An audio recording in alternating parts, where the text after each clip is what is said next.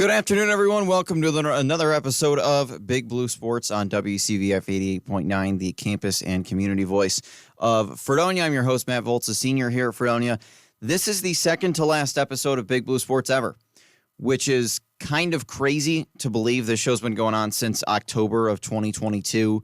I started it as a freshman about 2 months-ish, month and a half maybe, into my college career.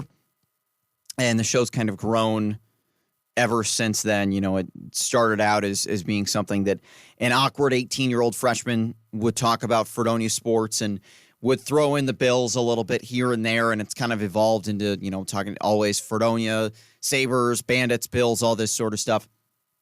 And now this year, for the first time, I've actually been able to talk about Sabres playoff games on Big Blue, which has been fantastic. Of course, Game 6 between Buffalo and Boston tomorrow night at 7:30 at TD Garden in Boston. Sabres had the chance to close out the series on Tuesday with Game 5 at home. Lost in overtime. David Pastrnak with the overtime winner. But the Sabres still leading the series 3-2. Again, Game 6 Friday night in Boston. The Bandits are out of the playoffs. A first-round playoff exit, losing to the Georgia Swarm. Buffalo will not win a fourth straight championship. It's actually the first time in the history of this show that the Bandits will not at least advance to the National Lacrosse League finals, although actually by the end of it, it'll be the first time that the Bandits did not win the championship, as of course they've won the last 3.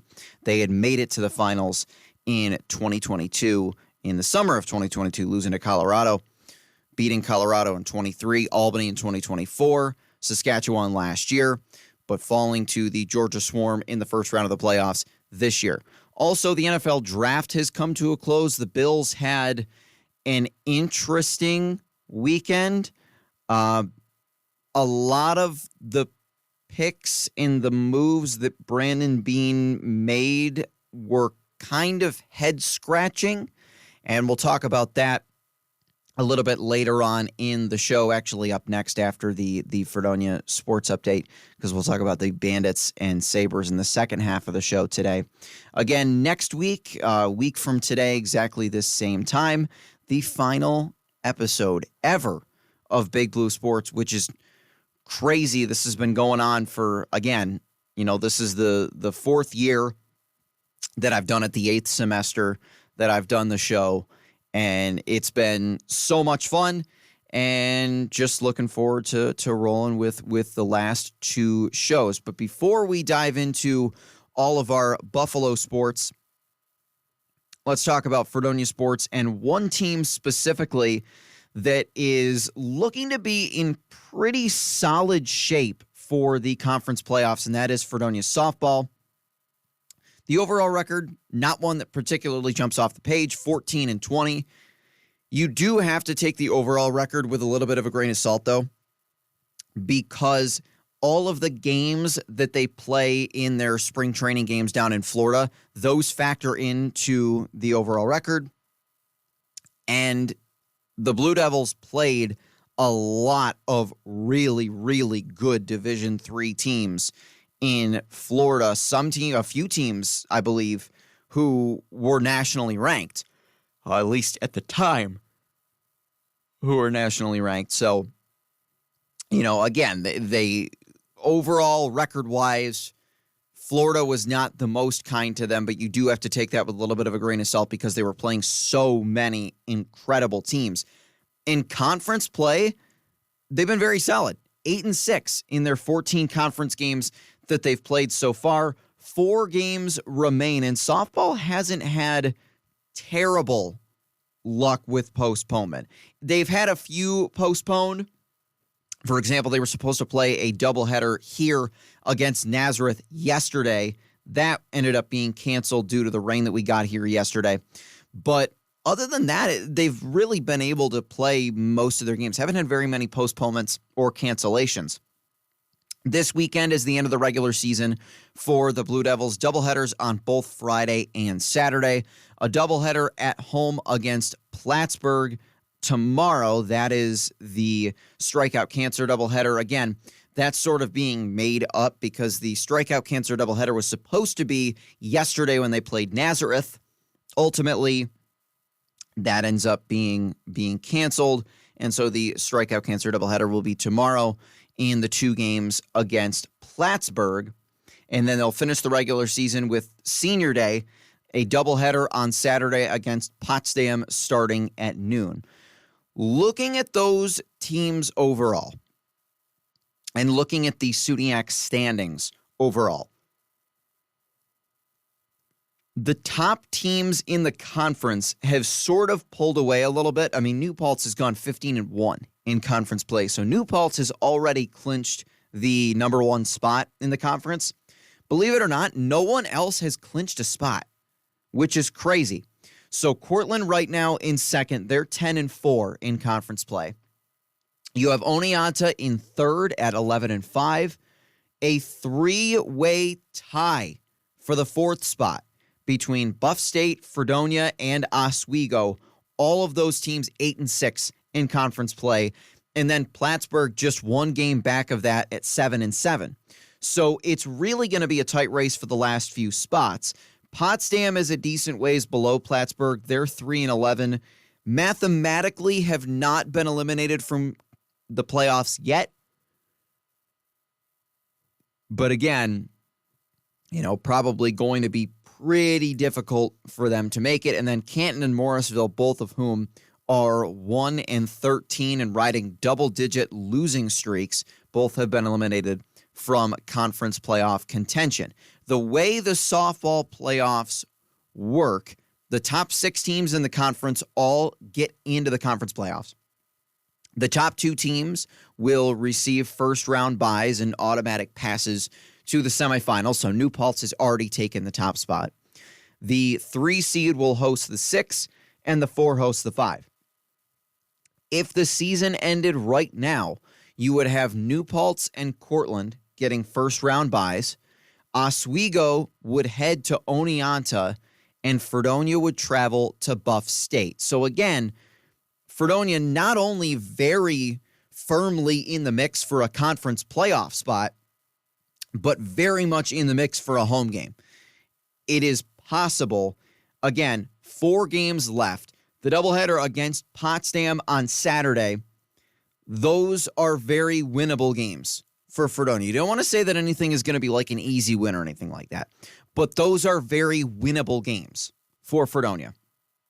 Now, tomorrow's doubleheader against Plattsburgh going to be a little bit tougher. Plattsburgh is sort of Plattsburgh is right outside. They're only 1 game back of the 3-way tie between Fredonia, Buff State, and Oswego. So Plattsburgh is going to be on their A game because they know they need to pick up some wins in order to make it to the conference playoffs. Fredonia and Plattsburgh have not played yet this season.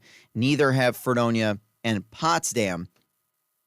But again, this is an opportunity for the Blue Devils where potentially if things go very well and you sweep Friday's doubleheader, you could go, depending on how some other games out of town go too, you could potentially go into Saturday's doubleheader knowing that, all right, we're in the playoffs regardless, but now let's go pick up some wins and see if we can't find ourselves at home in the conference playoffs.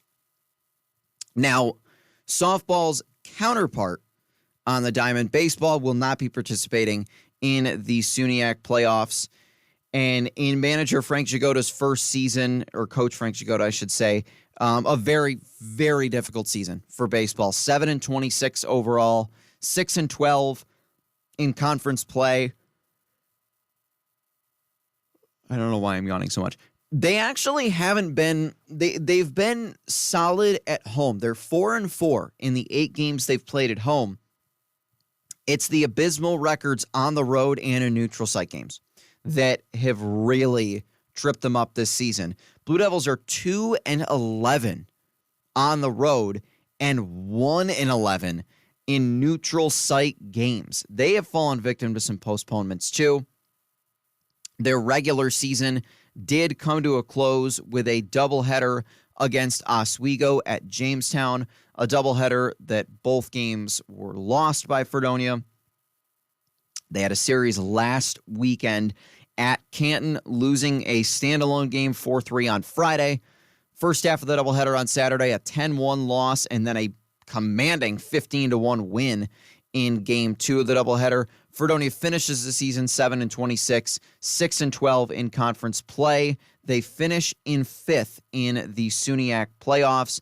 Baseball is different from softball because there are less teams. There are only 7 teams in the SUNYAC for baseball. So for baseball, only the top 4 reach the conference playoffs. So Fredonia was the first team out of the playoffs for baseball, but still a 6-12 conference record, not going to get it done. Looking at some other sports, of course, we already talked about last week the season coming to an end for lacrosse, a season that was a very exciting, fun to watch year where the Blue Devils made the conference playoffs. They finished 9-9 overall, 5-4 in conference play, finished in the 5 spot in the SUNYAC playoffs, went on the road to face Oneonta in the first round. And again, a very, very good Oneonta team who had beaten Fredonia 11-4 earlier in the season when they played. Oneonta taking a 16-10 win on Saturday. Oneonta led 7-1 at the end of the first quarter and never looked back. Fredonia made it a little bit closer down the stretch, but ultimately could never recover from that tough first period. From the first quarter, I should say. Freshman Katie O'Brien caps off what was an incredible season with a 6-goal game. She scored 6 of Fredonia's 10.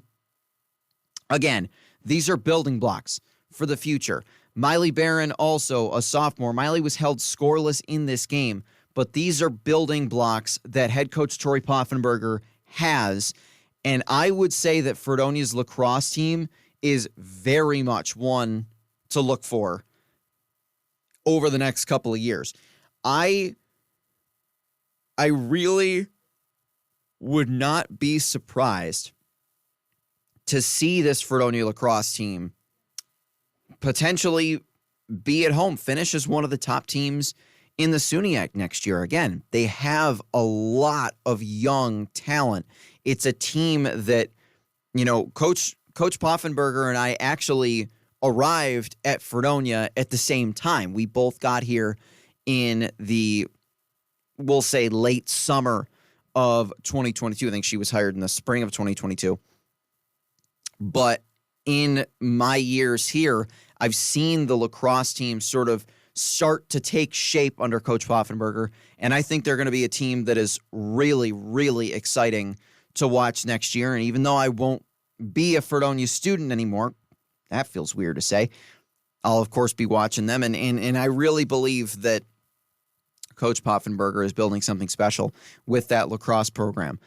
Another thing that has been very successful this year for Fredonia has been men's and women's track and field. They are competing in the SUNYAC championships this weekend, making their way out to Cortland. Tomorrow, the championships start. They'll run through the end of the day. Saturday, of course, some individual performances to watch for. Cara Pelleccia in the women's pole vault. Cam Sample for the men's team in the jumping events. Obviously, a lot of things to look out for. Jacob Futch for men's pole vault as well. And again, it's been a very successful season for both men's and women's track and field. And a lot of that started with a very strong indoor season. And they've parlayed that into success in the outdoor. Of course, on the women's side, Cara Pelleccia, easily the most accomplished, most decorated pole vaulter in the history of this school. She's a senior this year, going to try and win yet another conference title. She won it in indoor. Now she's going forward in outdoor. And again, between her, the success that Cam Sample has had with the jumping events, and some other, a lot of young talent. Yvonne Littlelow has also been a phenomenal freshman jumper for the women. Again, we talk about these young building blocks that coaches have. And Coach Tom Wilson has been here for a long time. He's built a cross-country and track and field program that at times has struggled, but over the last, I would say, 2 years plus, his program is very much on the upswing. This is going to be a very, very... Fredonia track is going to be a tough out for anybody else at the SUNYACs this weekend. And again, individual performances, the men's 4x100 relay is another team to definitely keep an eye on, as they've had a lot of success this year. So this weekend at Cortland, we'll see how things go. Moving beyond that, we have the regional championships at Baldwin-Wallace University in Berea, Ohio, Friday, May 8th and Saturday, May 9th.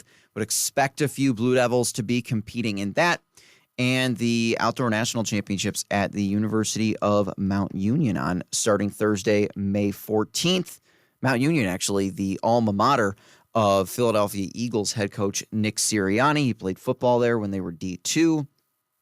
So, well, they still are D2 for football, but very exciting things to look forward to for men's and women's track and field, as well as softball, of course, as they try to make their run at potentially a deep run in the SUNYACs. They try and see if they can't land themselves a home game in the conference playoffs, but they've got to lock up a spot first, and the opportunity to do that presents itself tomorrow with a doubleheader against Plattsburgh and Saturday with a doubleheader against Potsdam. Going to take a short break. When I come back, let's take a look at the Bills draft picks and why I think a lot of Brandon Beane's decisions were a little bit head-scratching. Thanks for tuning in to Big Blue Sports this afternoon on WCVF 88.9, the campus and community voice of Fredonia. And welcome back to Big Blue Sports on WCVF 88.9, the campus and community voice of Fredonia. Although right now I feel like I should rename the show to Matt Needs a Coffee. I don't understand why I'm yawning so much.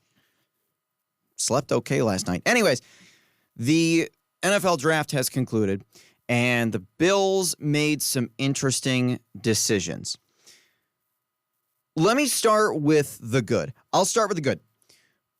The pick of Skylar Bell in the 4th round was a steal. I think that's a home run pick. I was looking at Skylar Bell for the Bills to take at the end of the 2nd round. I couldn't believe he fell to the 4th. I've talked with the guys from the 5th quarter. Of course, if you didn't check out our 1st round mock draft that we did the night of the draft last week, definitely check that out. Although now it seems very outdated. It is on our FRS YouTube page, as are past episodes of Big Blue Sports. I would highly recommend that as well. Also, speaking of now, because I'm on this YouTube tangent, check out, we have Radiothon coming up starting tomorrow, 24 hours straight through of live radio, and those will be also posted on YouTube, the individual shows, throughout the week. So make sure to check that out. But back to the Bills, I talked with Jack Hoadley and Mitch Arusi of the 5th Quarter Gang about Skylar Bell, and he's a guy that all three of us seem to really, really like. I think he's fantastic. I like what he provides. I like his potential, and I think getting him in the 4th round was a steal. Other picks that I liked, Armaj Reed Adams in the 7th round was also a steal for Buffalo. I think that was a total steal. Reed Adams was a guy who I figured would go in the 4th, maybe 5th round. And the fact that he fell to the 7th was very much a surprise for me. So I like that pick from Brandon Beane, using a 7th round pick to get a guy who I think will provide some pretty good depth on the interior offensive line. Speaking of offensive line, I also like the pick of Jude Bowery early in the 4th round. Jude Bowery is a very versatile offensive lineman. Yes, he played predominantly left tackle at Boston College, but he's a guy who can probably play all over the offensive line. I like that pick. I know some people weren't really big fans of it. I like it. I think it's a solid pick. Now to the bad. I don't know what Brandon Beane was doing at the end of the 1st round. To be completely honest, I don't know what he was doing. On the clock at 26, you badly need a safety. Your safety room is not good. I'll be honest. It's not good. I really like Cole Bishop. Cole Bishop can't do it all by himself. And Taylor Rapp is gone. Who's going to fill that spot? You know? there were this was a very good draft for safeties. And in my opinion, Caleb Downs, I think, was pretty much universally agreed to be the number one. But Dylan Thieneman from Oregon was like my dream pick. But I figured, he's going to be gone. He's going to go mid-teens. I figured the Vikings were going to take him at 18. Vikings took Caleb Banks, the defensive lineman from Florida, which I think was a horrible pick. I don't understand what they were doing with that one. Then it's like, okay, all right. Carolina picks at 19. Maybe they'll take him. They don't. Okay. And at this point, Mekhi Lemon was still on the board. The Eagles would trade up and take him at 20. But again, Mekhi Lemon was a guy who, would I have loved Mekhi Lemon for the Bills? Yes. Did I think the Bills were going to get Mekhi Lemon? No. I knew he'd be gone before Buffalo. So it's like, all right, 21 Steelers go offensive line. Okay.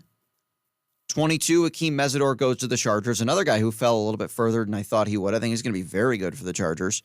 I was like, okay, all right. Dallas at 23 takes Malachi Lawrence, the linebacker from UCF. And this is where I'm thinking, okay, wait a minute now. The Jaguars are on the clock at 24, and the Bills are up at 26. Dylan Thieneman's still on the board.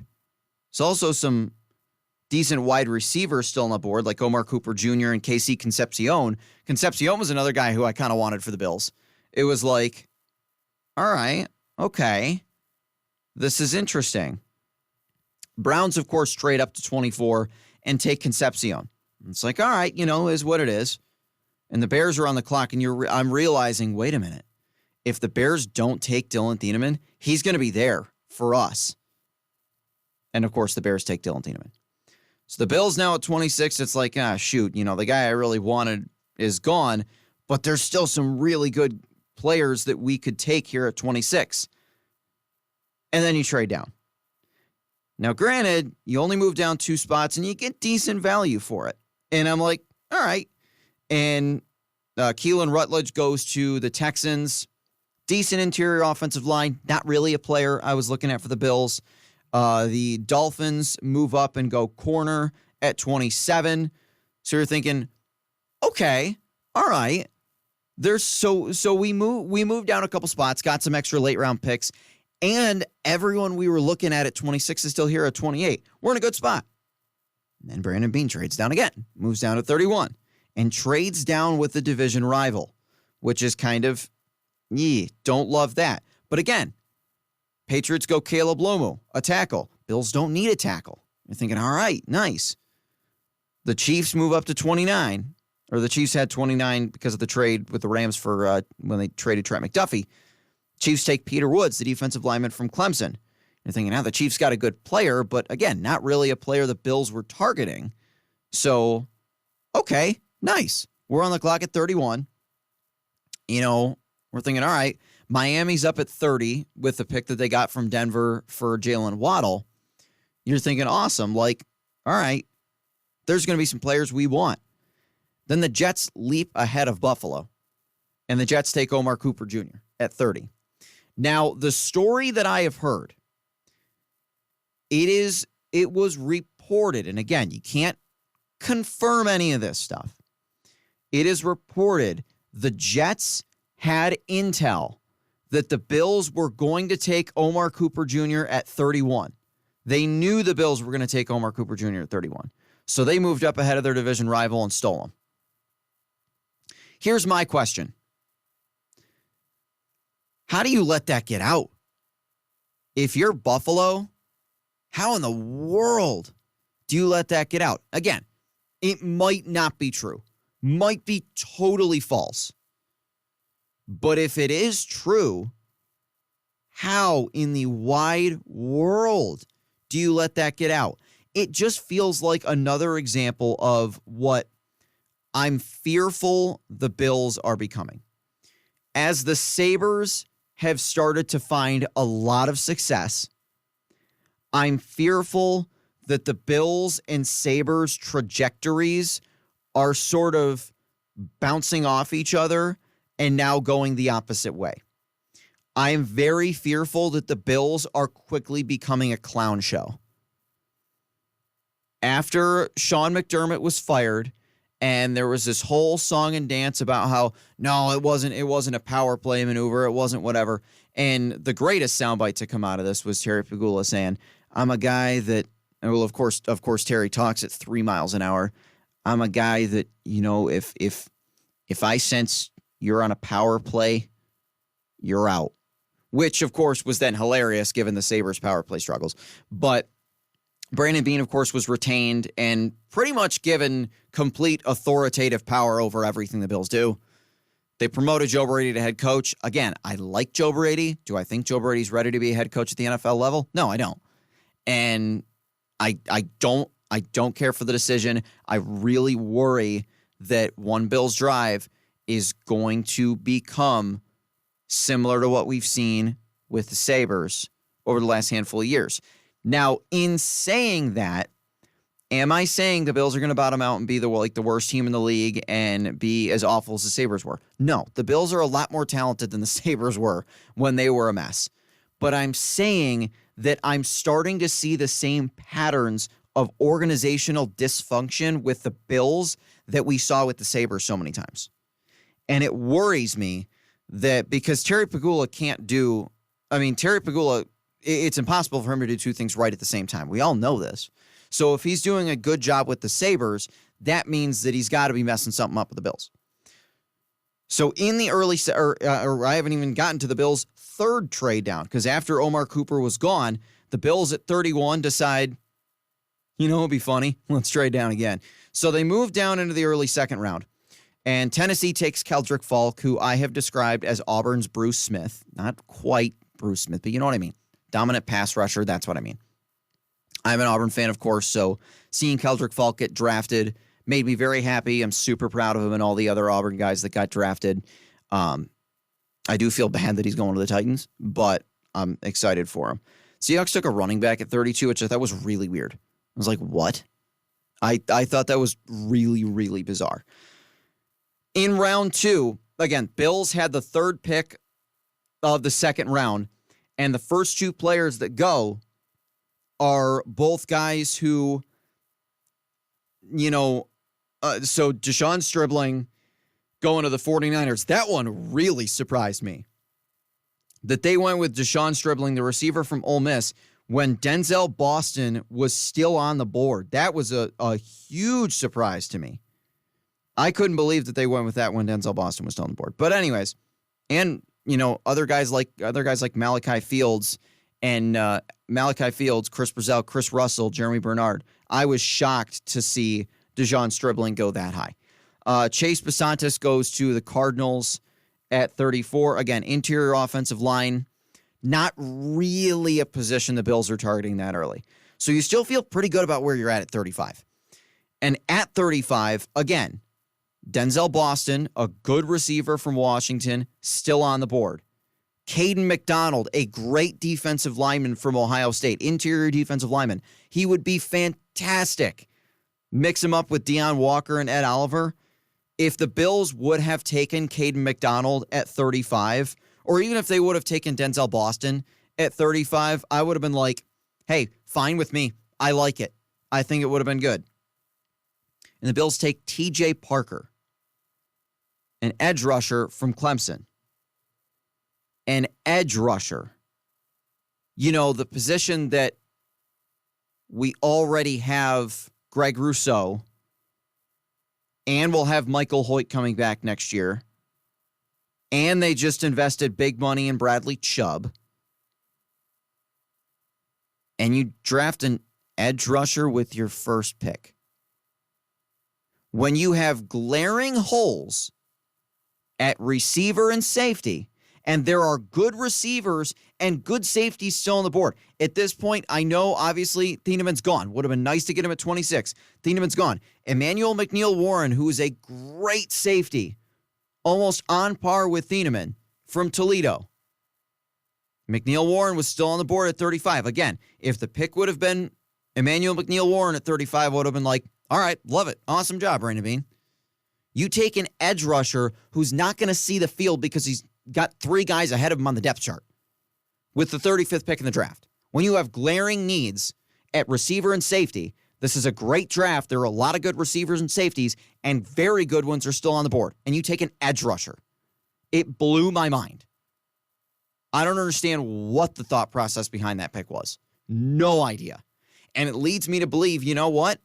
If the Bills hadn't traded down and Thieneman was still there at 26, I bet you they wouldn't have taken him. Probably not. Probably not. You know, who knows what they would have done there. But the other one that really drove me nuts, late in the second round, they move back up. They make a trade with the Broncos. They move back up to pick 62. And there's some other good players. Bud Clark, the safety from TCU, is still on the board. You look there, there's a handful. Jacoby Lane, very good wide receiver. Chris Brazell, good receiver, still on the board. These guys are still there. You're thinking, oh my gosh, this would be awesome. Emmanuel Pregnon, who's a decent, very good offensive lineman, still on the board. You're thinking, wow, that would be incredible. Chris Bell, the receiver from Louisville, it's like, oh my gosh, Jermod McCoy, who is a corner who was projected to go in the first round. I know there were some knee concerns with him, but you're like, hey, there's some good players still on the board. We could really go get one of them. And the Bills select Davison Igbinosun, corner from Ohio State. So, again, at a position where you already have a very good starter in Christian Benford, Max Hairston, who you used a first-round pick on last year, and you move up to take a corner. Again, when you have glaring holes at receiver and safety, and there are very good options on the board. And what blew my mind the most about this was when Brandon Beane had the audacity to say, we felt like cornerback was our weakest position. Are you insane? You have Josh Allen throwing to players who would be more beneficial bagging groceries at Walmart. And you have safeties who couldn't read a defense if it was a picture book. And you say that corner is your weakest position when you have an all-pro caliber starter and a guy you used a first-round pick on?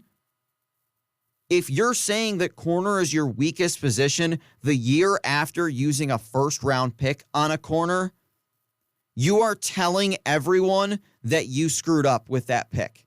For the record, I don't think Brandon Beane did. I like Max Hairston. I think he can be very good. We didn't see a lot from him last year, but again, remember, he's a rookie who missed all of training camp. I was shocked to see corner be the pick at 62. I couldn't believe it was the pick at 62. That is to me, that is the worst pick of the Bills draft. And it's no disrespect to Davison Igbinosun. He's a great player. I hope he'll be really good. It's not him specifically that I didn't like. It's the fact that you traded up to get a corner who some people didn't have going until the fourth round. You traded up to get him in the second round when you have you have one very good starting corner and another who you just invested a first-round pick on. I mean, what are we doing? It's the same thing. It reminds me almost exactly of when Brandon Beane drafted in 2021, took Greg Rousseau with the 30th pick, and then in the second round took another edge rusher, Boogie Basham, who, by the way, ended up being a colossal bust. Also, you needed interior offensive line, and Creed Humphrey was still on the board with that second-round pick. That's a swing and a miss. First-round pick in 2023, very good receivers on the board, didn't trade up to get any of them, despite having the assets to do it. And then you take a tight end when you already have Dawson Knox and take Dalton Kincaid. Again, I like Kincaid. I do. But again, it's this idea of, using premium assets to fill holes on the roster that aren't there, all while ignoring other glaring needs on the team. It drives me nuts. I have lost an unbelievable amount of trust for Brandon Beane throughout this entire process. Ever since the whole McDermott firing thing, ever since his whole crybaby rant on WGR last year about how everyone was stupid for saying that we need wide receivers and then we have like the worst receiver group in the league. I mean, it's just, and he's also doubling down and saying that we're not trading Keon Coleman, that we've yet to see our best from Keon Coleman. Is that code for Keon Coleman is too good of a spokesman for Wegman chocolate chip cookies, so we can't trade him? That's my thought.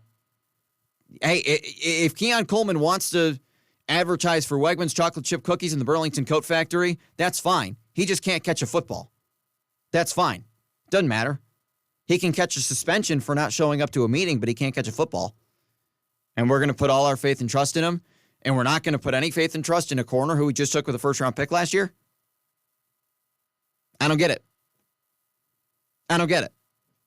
And I really don't, I do not think Brandon Beane knows what he's doing. I don't think so. I have lost so much trust for that man. So much trust.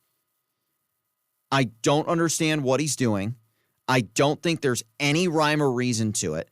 And I worry that same old thing's going to happen. We get into the playoffs and everyone unanimously agrees this roster is not that good and is being dragged here by Josh Allen and a few other very good players.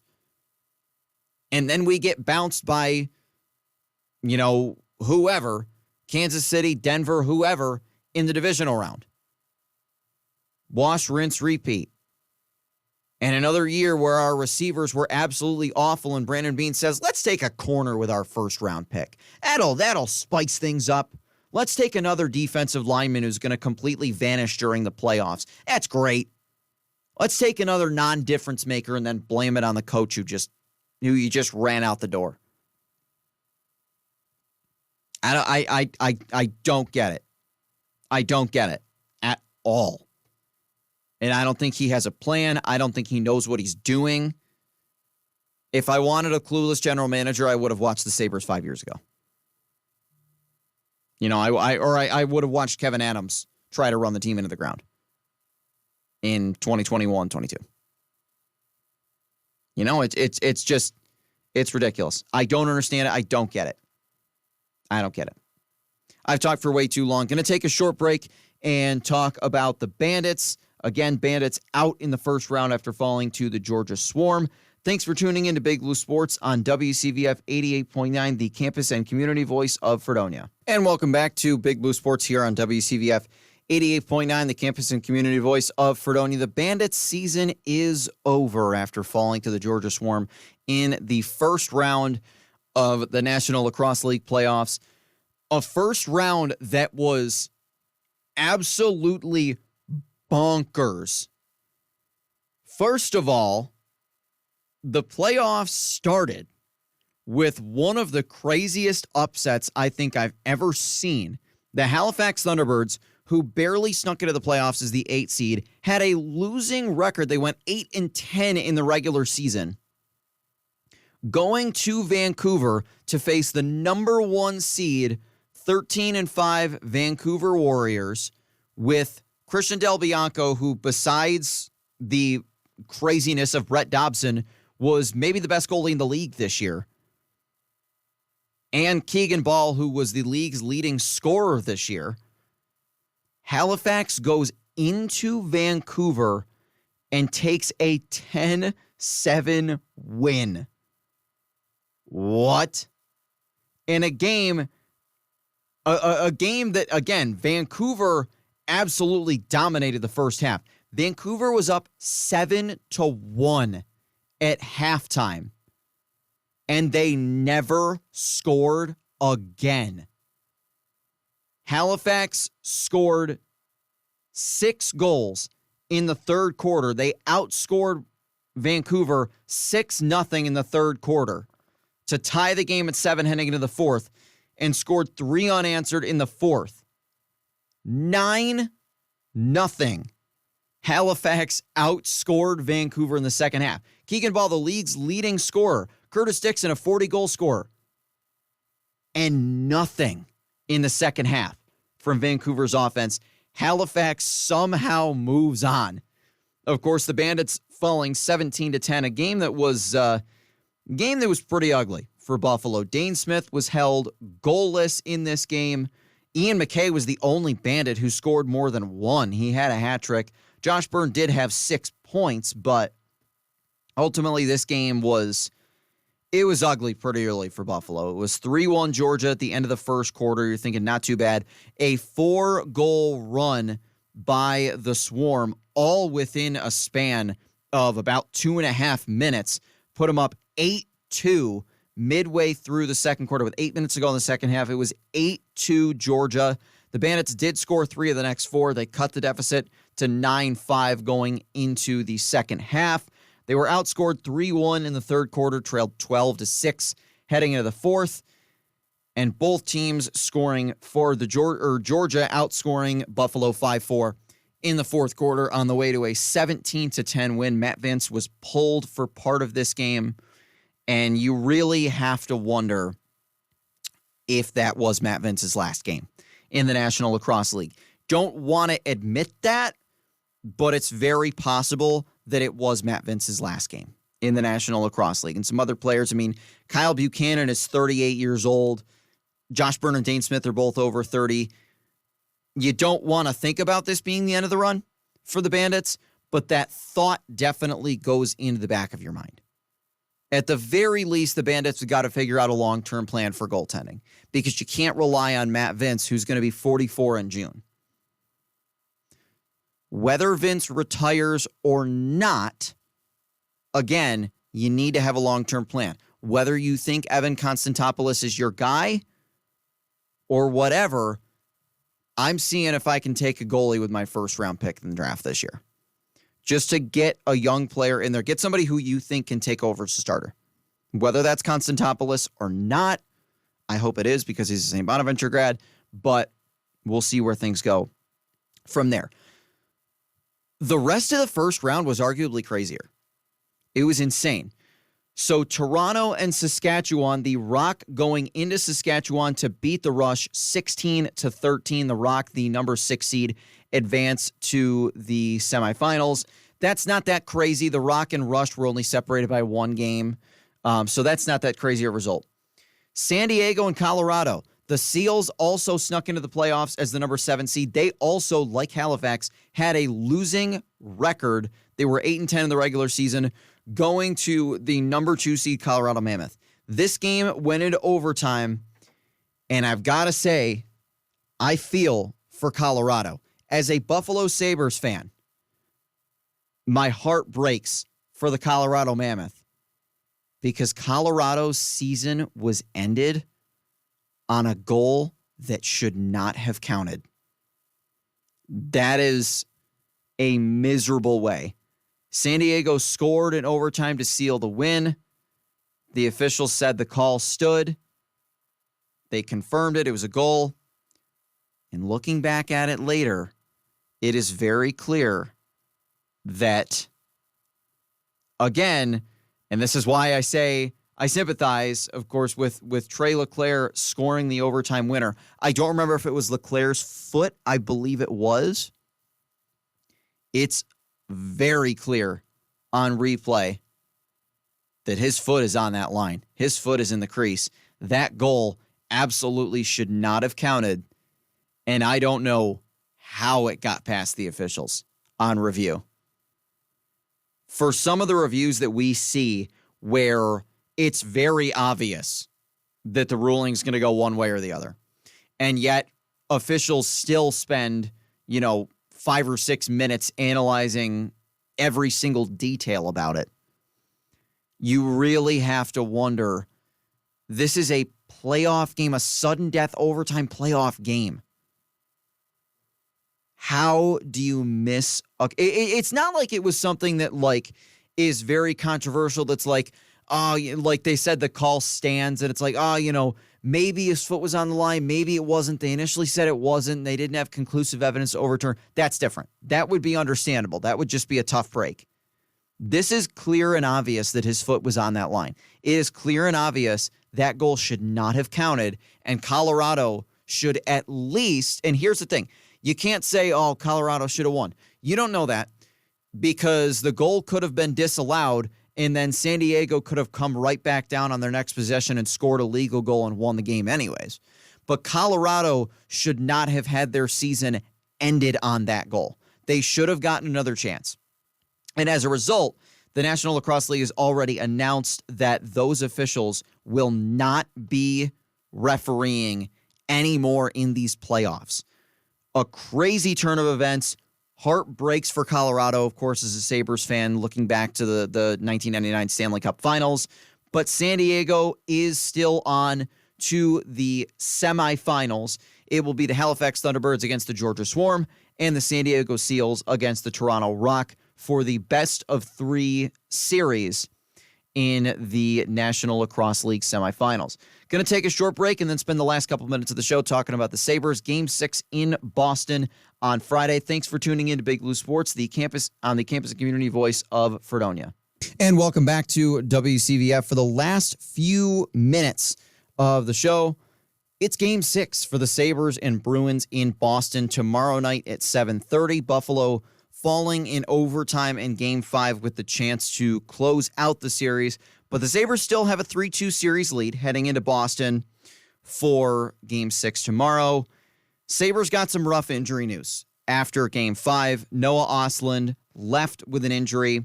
Lindy Ruff was pretty vague about what the details of Noah Ostlund's injury are, as is usually practiced in the NHL. But he did say that the news received was not great, and he's going to be out for, as Lindy put it, a period of time. That's not good.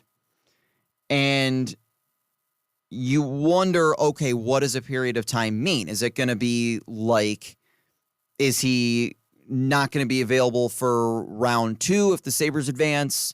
Is he done for the season? You don't really know. My thought is if it was confirmed that he's done for the season, I figure they probably would have said that. So that gives me a little bit of hope that we could, if the Sabres keep advancing, we could see Noah Ostlund return at some point. Speaking of returns from injury, things are, at least to the best of my knowledge, looking promising for Josh Norris to return for Game 6 tomorrow night. So that's a big boost for the Sabres. The question has been asked, so now that the Rochester Americans season is over, their playoff run has come to an end, the question is, who will Buffalo, if anybody, tap into from Rochester? A lot of people really want to see Consta Hellenis come in, which there's been some hesitation on that. So, of course, Hellenis, the Sabres' first-round pick in 2024, if you bring him up and play him, that does burn the first year of his 3-year entry-level contract. That being said, if he can provide value and if he can be a great asset to the Sabres on their playoff run, I think you've got to do it. I would not do that just yet. I wouldn't do it for Game 7. At the very least, I wouldn't play him for Game 6. Hopefully we don't get to Game 7 because Josh Norris is coming back. It is such a shame that Ostlund went down because that line of Zach Benson, Noah Ostlund, and Josh Doan has been phenomenal in this series. They have been awesome, and you'd like to see them continue that. Things to look for in Game 6 tomorrow night. Of course, Alex Lyon has been incredible. I think the Sabres need a little bit more from their top line. Tage Thompson scored 2 goals in Game 1 of the series, of course, their Game 1 win, and Tage has not scored since. You'd like to see him or Alex Tuck really just get after it in Game 6. Offense has been a little bit of a struggle, with the exception of the 6-goal outburst in Boston in Game 4. But maybe they can get something past Jeremy Swayman. The thing to keep in mind, too, is that Buffalo is going to Boston, a place where they have not lost yet in these playoffs.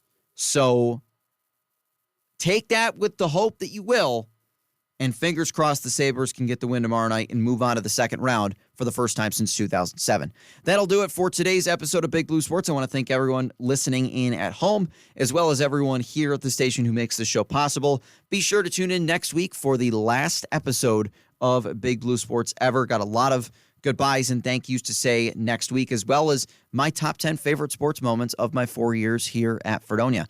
Thanks for tuning in to another episode of Big Blue Sports here on WCVF, the campus and community voice of Fredonia. We will catch you next Thursday for the grand finale. We'll see you then. Go Sabres.